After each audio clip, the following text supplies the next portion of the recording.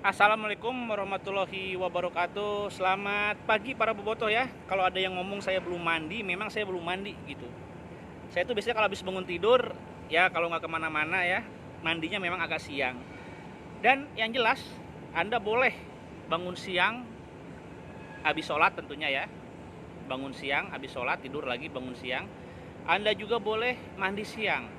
Tapi kalau buat ngopi, tetap harus pagi dong, paling enak ya. Bangun tidur, minum air putih langsung dilanjut dengan ngopi. Apalagi kalau ngopinya ini dengan kopi gajah ya. Ini cocok buat para tubrukers di seluruh Nusantara ya. Ah, luar biasa. Ini cita rasanya ini sangat khas dan punya karakter kuat sehingga membuat kita tuh lebih semangat dan juga lebih termotivasi saat mengawali hari. Oke teman-teman, by the way tentang mengawali hari, kita akan mengawali hari dengan ngomongin orang ya. Kita akan ngomongin orang tapi ngomongin hal-hal yang baik, nggak apa-apa ya.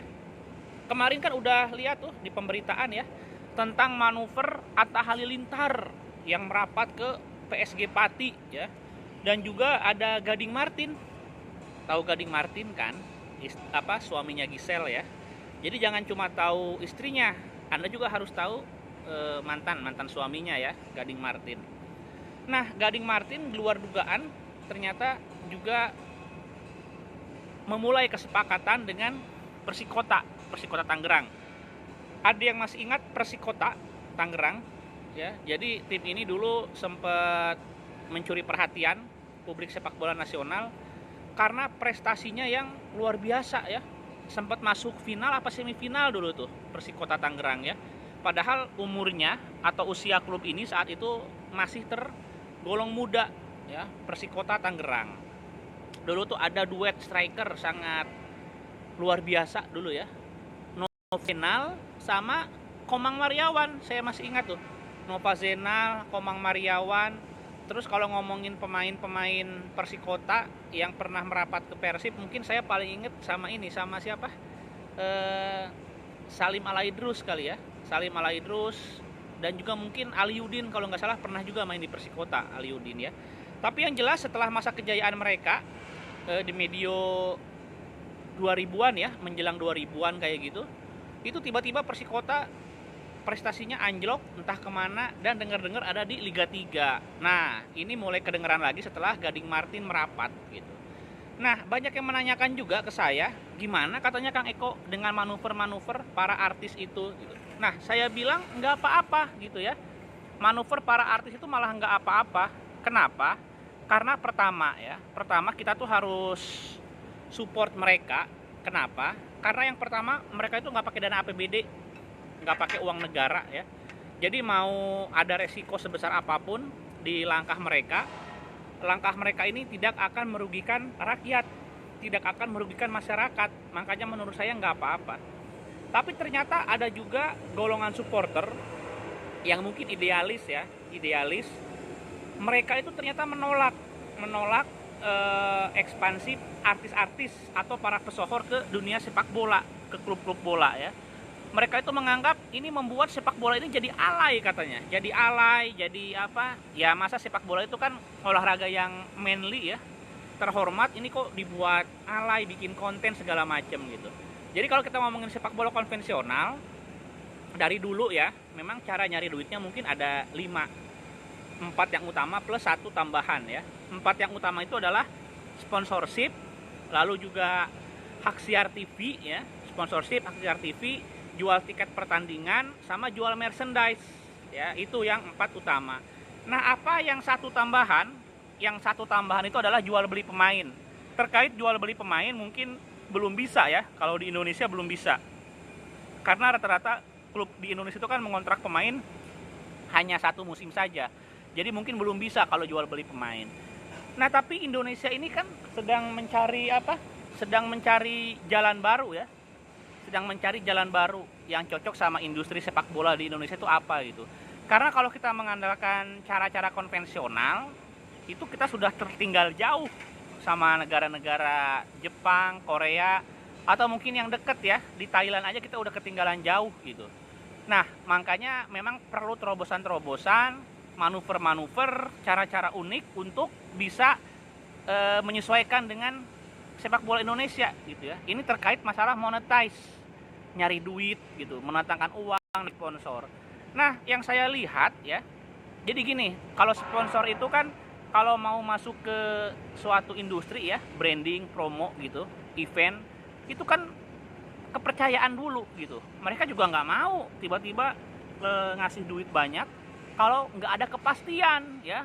Jadi yang paling utama kalau kita mau ngomongin industri event, termasuk industri olahraga, event olahraga nih ya, liga sepak bola, itu tentang kepastian. Nah, Indonesia ini kan nggak bisa memberikan itu. Jadwal nggak pasti, masih suka berubah. Belum ada agenda pilkada segala macam, apalagi masa pandemi gitu ya. Nah, jadi mungkin para pelaku industri, para pelaku usaha juga ragu-ragu gitu ya, nggak yakin mereka. Nah, tapi ketika bicara sama artis-artis yang udah jadi nih, kayak Raffi Ahmad ya, katanya kan sponsor sampai ngantri gitu. Karena mau kita sanggah gimana pun, kita harus mengakui terkadang satu orang artis secara personal itu jauh lebih berpengaruh ya, efeknya, dampaknya buat para sponsor dibandingkan satu klub. Nah, itu harus kita akui.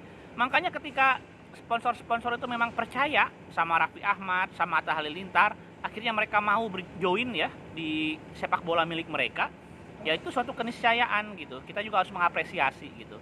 Jangan-jangan memang inilah yang bisa mempercepat ya. Jadi sepak bola kita ini butuh percepatan. Jangan-jangan kehadiran para pesohor ini justru mampu memberikan percepatan itu gitu. Tapi saya tetap menghargai nih supporter yang idealis ya. Kemarin kan gini, Ransnya Raffi itu kan main sama Arema ya. Dan mereka bikin konten kan, konten-konten horor gitu ya. Itu kan sebetulnya nggak sepak bola banget gitu ya. Di luar negeri juga bisa jadi nggak ada seperti itu. Tapi di kita itu bisa terjadi gitu kan. Bahkan manuver-manuver seperti itu menurut saya ya selama nggak merugikan sepak bolanya ya. Aduh, batuk, kalem, ngopi heula. Jadi ini habis minum kopi gajah, saya tampaknya terlalu bersemangat ya, terlalu bersemangat banget. Jadi intinya gini, intinya kita lihat dulu ya, kita lihat sih apresiasi. Tapi kalau misalkan buat mereka yang idealis ya, cara-cara untuk mempertahankan identitas klub, ya kan kemarin supporter Cilegon katanya marah-marah kan, gara-gara di take over sama Raffi, terus ada wacana Cilegon mau pindah ke Jakarta gitu kan, Rans Cilegon ya, Cilegon United asalnya kan mau pindah ke Jakarta. Jadi kan ini mencabut identitas gitu dari supporternya. Terus kemarin juga ada kabar Atta ini kan sebelum ke PSG Pati kan sempat ada komunikasi juga sama Sriwijaya ya. Tapi juga akhirnya nggak deal, Atta memilih ke PSG Pati gitu.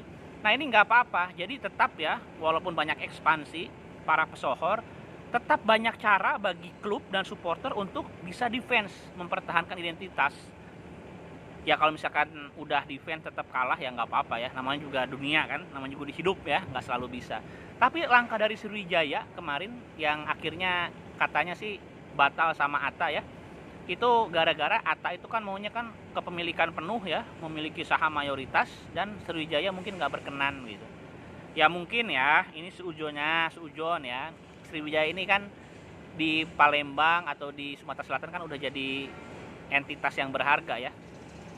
Secara politis itu kan udah jelas politik ya, secara politis Sriwijaya juga masih terlalu berharga ya untuk dikendalikan orang baru, dan juga mungkin banyak lah secara sosial apa gitu, karena ada kota-kota besar di Indonesia ya yang nggak lengkap kalau dia nggak punya klub sepak bola ya, kayak Denpasar ya. Oke lah, kita ngomong, kalau kita ngomongin Denpasar kita ngomongin Bali secara keseluruhan ya.